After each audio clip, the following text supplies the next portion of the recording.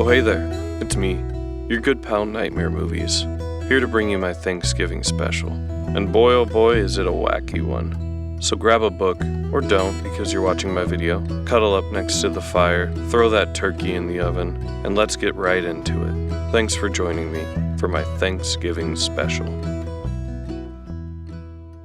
Holiday horror has to be one of the most underrated subgenres in all of horror. There are some absolute classics from this subgenre that have shaped what we know as horror today. The most popular film in this subgenre would of course be John Carpenter's Halloween, and it also represents the most popular holiday to cover. But obviously it's November and you guys can read the title, so that's not what we're going to be talking about today. Thanksgiving is one of the holidays that's rarely utilized as a setting for horror films. Outside of the very obvious answers like the uniquely titled Thanksgiving, or the even more uniquely titled Thanks-Killing. There's just not that much guts or gore to feast on. But that's why I'm here. This month, I dove deep into the schlockiest and sloppiest of horror films and rose from it with one movie. A movie that has got to be one of the most insane fever dreams of a film I've ever sat through, with maybe some of the most absurdly hysterical kills ever put to screen. I'm Nightmare Movies, and welcome to my Thanksgiving special. This is the 1981 cult classic Home Sweet Home. Now, while Shakma might have given us a pretty good opening, a solid 8 out of 10, this, to me, is a 10 out of 10. Hey, you want a beer? Hey! Thank you!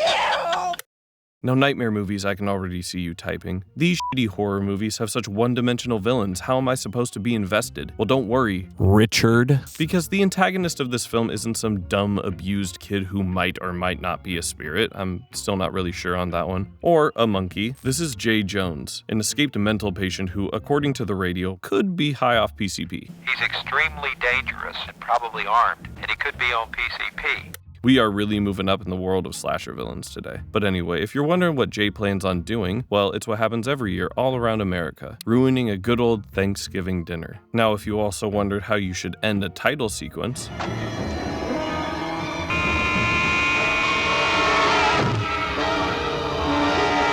I want to make something very, very clear. We're probably about 5 minutes into this film, and I want you to understand that this doesn't even make up 10% of the insanity that this movie has in store. Oh, what, you don't believe me? This is the very next scene after our title sequence. Steak, I told you to shut that damn thing off!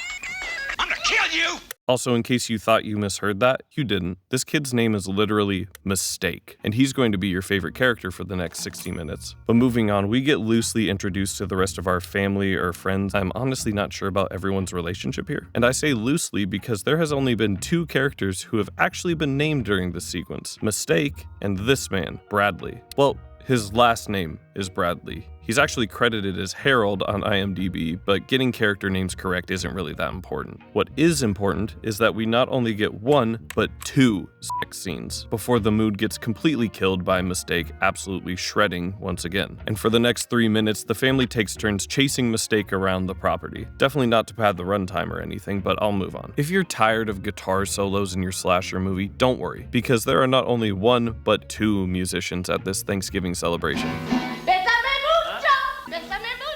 He's going for a long time. All day and all night. Are you starting to get the vibe of this movie yet? I really don't know how to express to you that this movie is crazy other than just showing you all these clips. Watching the movie doesn't help, by the way, it only adds to the confusion. But finally, after almost 12 minutes, we finally move forward with the actual plot. Linda and Gail have to go to the store to get some wine for dinner. But uh-oh, they don't realize that there's a lunatic who Could be on PCP. just down the road.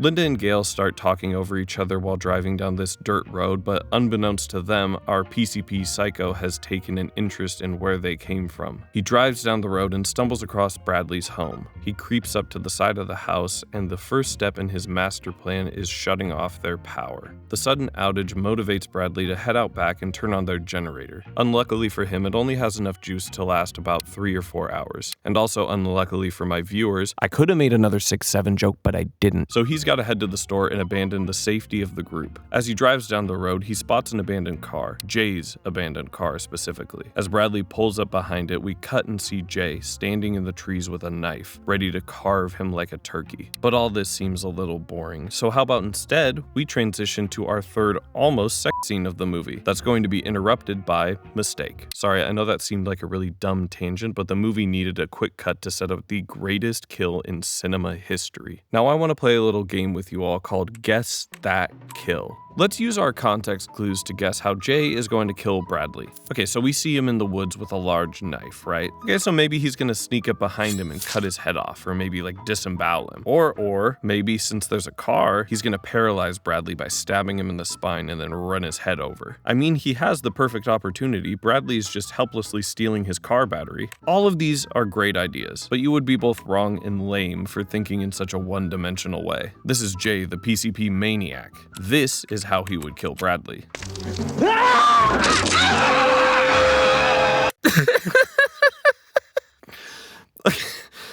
This isn't part of the script. I'm just watching this scene over and over again.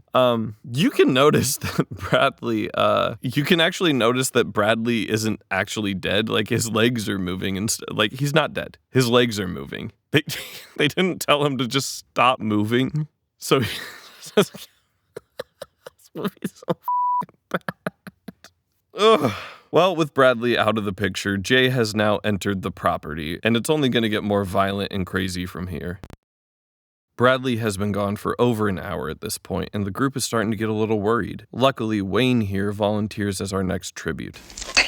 He sets off on his mission to go find Bradley, but it doesn't even look like he's going to get much past the driveway, because he forgot to check his back seat. Jay wraps a wire around his neck, garroting him and sneakily slipping back into the darkness. Speaking of darkness, Gail and Linda have been gone for quite a while. I wonder what they're up to. Yeah, I wish those cute cops would come by and pick us up Right now. If you're wondering, no, this isn't one of my many ways to avoid copyright claims. The director just forgot to light the scene. Gail and Linda's car broke down and they decided to hike their way back to Bradley's place. But they just happened to stumble across Wayne's abandoned car. And even more of an Jay is still hanging around in the area. He immediately charges at the two girls, making quick work of Linda, tossing her over Wayne's car and sending her tumbling into a really soft rock, killing her instantly. But Gail doesn't get a swift death. Jay takes the wine bottle they had bought and just starts stabbing over and over and over again, laughing the whole time he does it. Now, I don't know about you all, but that was a lot for me to handle. I need a little bit of a break. And luckily, so does the movie. So we head back to our Thanksgiving dinner, where the rest of our body bags start digging in. Living up to his name, Mistake needs to help us move forward with the plot, so he purposefully spills some cranberry sauce onto Maria. She goes to clean up but is quickly taken hostage by Jay. Mistake comes in and sees her held at knife point, and Jay tells him not to make a sound, or else Maria gets it. He takes them out into the woods where you can probably guess what a psycho who Could be on PCP. would do. He stabs Maria and a chase ensues. Mistake, still holding his guitar and amp by the way, makes a run for it, but is caught by Jay. Jay wraps wires from an electrical box around Mistake, and in an honestly really cool death utilizing a really cool effect, electrocutes him through his guitar. Well, with only 3 victims left to go, it's about time that generator ran out of juice. The lights start to flicker, meaning it's Scott's turn to go investigate alone. And what does he find? Maria's lifeless body. God, what's going on around here? I'm going to pause for a second because I think we're well over halfway through this movie, and there has not been a single normal human response to a dead body, or any of these situations to be honest, but that's part of the charm, and I absolutely love it, so let's keep moving forward. He goes back to tell Jennifer about Maria, and he thinks that Mistake is the one who killed her, with all of the energy of a rock. He's killed Maria. Oh my God. And speaking of lacking energy, it's about time the power went out. Now, after casually telling Jennifer about the actual psycho killer they assume is running around, Scott casually goes to clear the house. And you would assume that this is where he is casually killed, but you'd be oh so wrong. This is what I think the director would call building tension, but I would call it padding the runtime. That is, until he has to go take Angel to use the restroom. So Scott and Angel stand up and start walking into While Scott is busy being strangled, Jennifer decides to have the first good idea anyone in this entire movie has had. She starts hitting Jay with a fire poker, but with the power of someone who Could be on PCP. He backhands her across the room. Scott, almost at his end, needs some sort of miracle, so Jennifer decides to have the second good idea of the movie. She takes a knife and stabs it right in Jay's back. Unfortunately for Jennifer and the rest of our characters, she decided to make the 500th bad decision in this movie, and instead of finishing him off, she does this instead. They do take advantage of the situation, though, and run out of the house. I don't know if you've caught on yet, though. It seems that they're missing someone. Angel is still inside the house, and unfortunately for Scott, that is the perfect reason to make the 501st bad decision of this movie. In the span of maybe like 5 seconds, Scott goes from looking for Angel to having his neck slit. So now our only survivors are Jennifer and Angel. Now, for another segment of Nightmare Quiz Time. If you were Jennifer in this situation, would you A, just leave, B, do the morally right thing and get Angel and then leave, or C, hide in a crawl space until morning? It's not that hard, we all know the answer. Jennifer makes her way outside, attempting to escape for the last time, and thankfully police have arrived and discovered the crime scene. She dead? Yeah, looks like it. Hadn't been here too long, Tom. You better load that thing up. I wasn't kidding when I say people just have no reaction to anything in this movie. It's insane. It's insane. And while they're extremely nonchalant about their job and, oh, I don't know, the dead body they just found, they really have arrived at the perfect time. Jay is toying with Jennifer, only seconds away from killing her. But luckily for her, the cops decide to unload their guns into Jay, and in a bloody final standoff, he falls to the ground. Everyone is safe, and the movie comes to an end. And that is Home Sweet Home.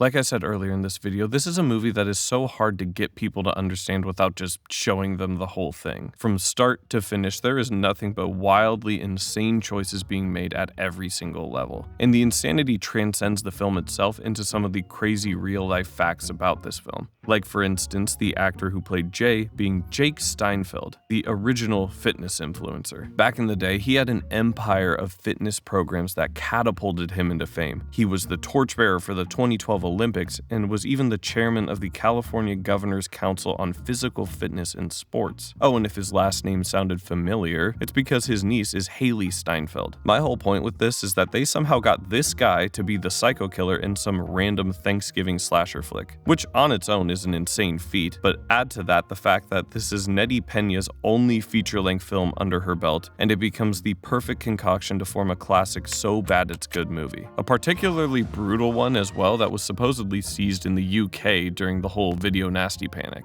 On a serious note, seasonal horror films can definitely be effective and are weirdly intriguing to me. The juxtaposition of the happiness and joy people are supposed to feel around the holidays and putting something horrific into that can definitely create an interesting tone for a movie. Christmas horror films are probably the most popular to utilize this juxtaposition, while Halloween movies get utilized for their obvious connection to horror. But Thanksgiving is the one holiday people seem to overlook the most, even though I would argue it could be the most horrific of them all. There is nothing more terrifying to most of us, I feel, than going to Thanksgiving dinner and throughout the night watching those two uncles randomly start their classic heated political screaming match, while grandma makes us all a side dish that would be considered inhumane to feed death row inmates, then going on a walk with your distant cousins to just try and escape the insanity of the kitchen. And you know what? Home Sweet Home captures that exact Thanksgiving vibe perfectly. A bunch of people who are insanely different coming together to have dry turkey and find somewhere secluded to bang. If you want a campy holiday slasher to enjoy this Thanksgiving, give Home Sweet Home a chance. It has the perfect amount of insanity to distract you from the fire alarm going off. And with all that being said, thanks for watching. Don't forget to subscribe. And I'm Nightmare Movies. And I'll see you all next time. Yeah, the fire alarm's going off. Yep, no, you burned the turkey. Get it out of the oven.